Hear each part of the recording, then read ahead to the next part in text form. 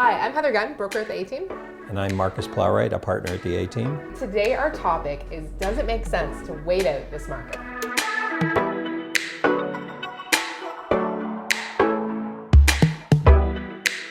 This market is one of multiple offers.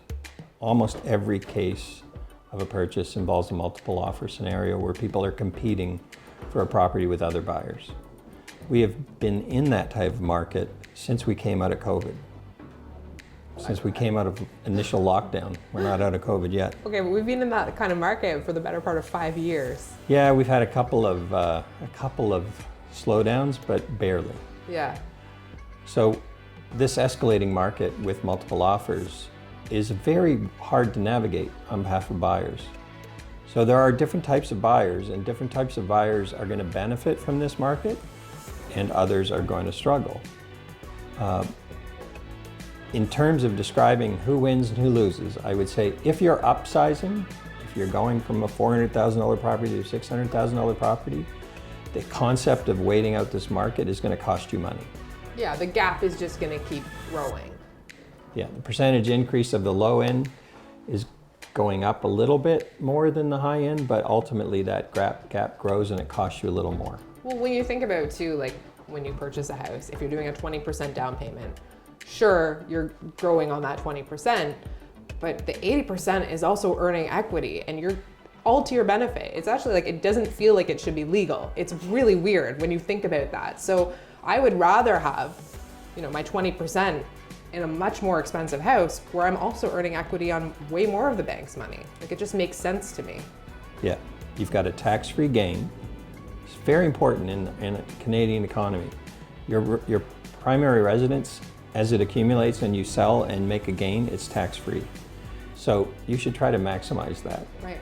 And with interest rates as low as they are, it's likely, if not inevitable, that your purchase today, the interest rate is going to be less than what your purchase was for your existing property. Right. So your buying power is increasing, and your benefit or opportunity, as you described, for a tax-free gain is increasing the more appreciation you have on a higher net asset. Plus, you get to live in and enjoy the house too, right? Like, it's not just like it's money sitting in a bank. You also get to enjoy this whatever beautiful house in the neighborhood you want to be in, with the garage you want, et cetera, right? So it seems like the sooner that you can make that leap, and it can be really scary for people. I have a lot of people who bought their first house and they had to save a lot for their down payment. It was a very stressful process. So now they're like, oh, I don't know if we're quite ready to make the move. And even though on paper, it seems like they are. Yeah, we have a wonderful story of a client who basically bought their first home, lived in it for several years, had 2 kids.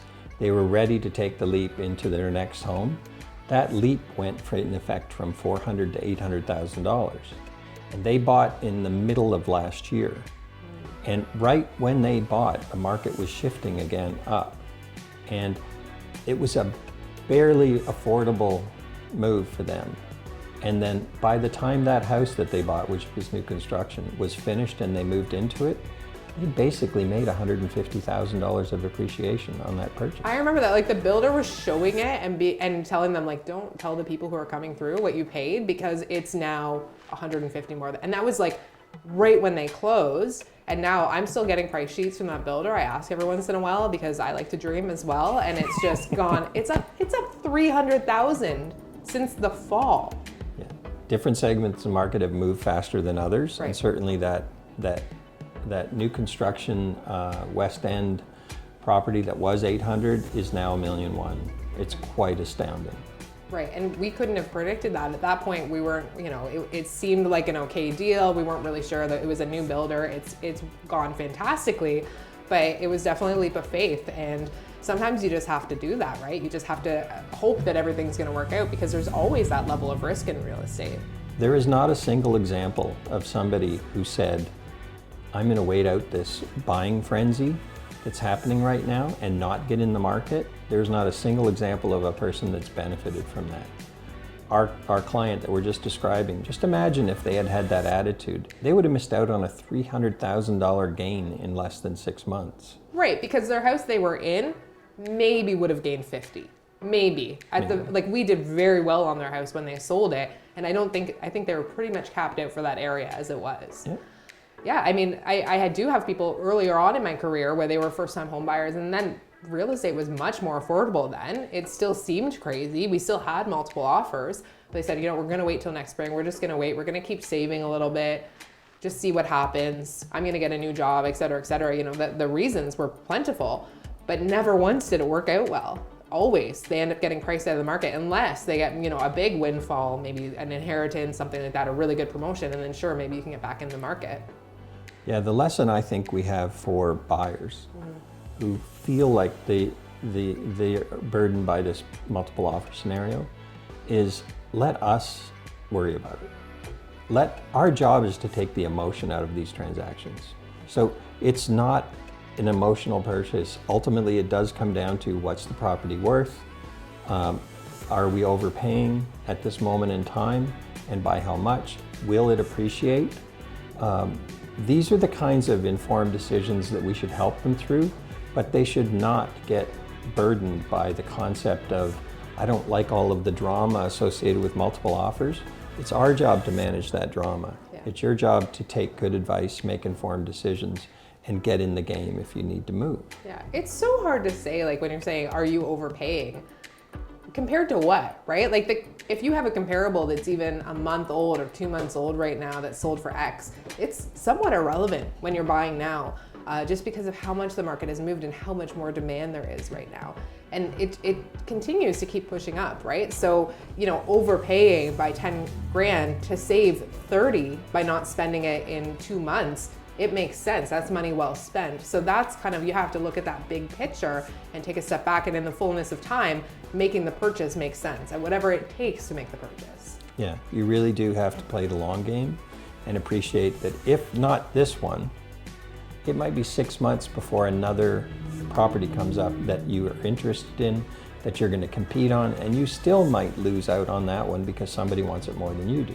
Right. So at a moment in time, take the leap, get the property that suits you, because you may not see another opportunity like that, especially when there's so little inventory and such little product coming on the market.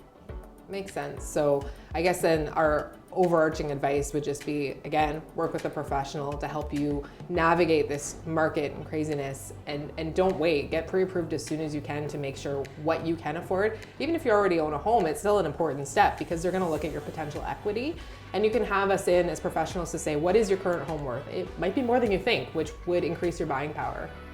Yeah, the one thing I would say about this concept of multiple offers is find an agent who's comfortable dealing in this world of multiple offers.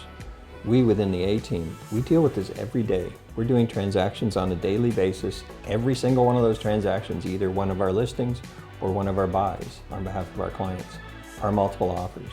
We've gotten very good at it because we do it so often, and we share these experiences amongst each of us and work them communally on behalf of our clients. But as a buyer, I would say make sure your agent has experience in multiple offers and recent experience. Right, and it's so invaluable when I am putting together an offer for clients and I can have 6 or 7 other people in the office take a look at it and say, hey guys, what do you think this is going to take? And it's so much more valuable than the data, looking at comparables in a specific neighborhood, hearing experiences.